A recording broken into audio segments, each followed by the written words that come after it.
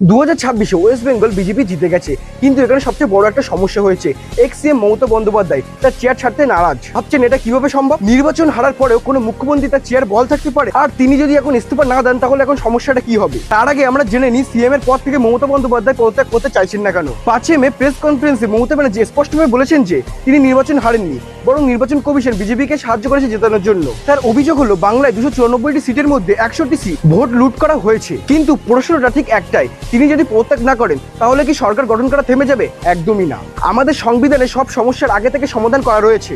17তম বিধানসভার মেয়াদ আজ অর্থাৎ 7 মে শেষ হয়ে যাচ্ছে। সংবিধানে 164 নম্বর ধারা অনুযায়ী রাজ্যপালের কাছে বিশেষ একটা ক্ষমতা রয়েছে। যদি এক্স সিএম মমতা বন্দ্যোপাধ্যায় স্বেচ্ছায় পদত্যাগ না করেন তাহলে তবে রাজ্যপাল তাকে বরখাস্ত করতে পারেন এবং সংখ্যাগরিষ্ঠ দলের নতুন নেতাকে মুখ্যমন্ত্রী হিসাবে শপথ পাঠ করাতে পারেন।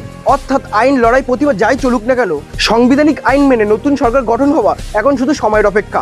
যদি ভিডিওটি ভালো লাগে লাইক কমেন্ট সাবস্ক্রাইব করে যাবেন, আর এমন ধরনের ভিডিও দেখার জন্য আমার চ্যানেল প্লিজ ফলো করুন।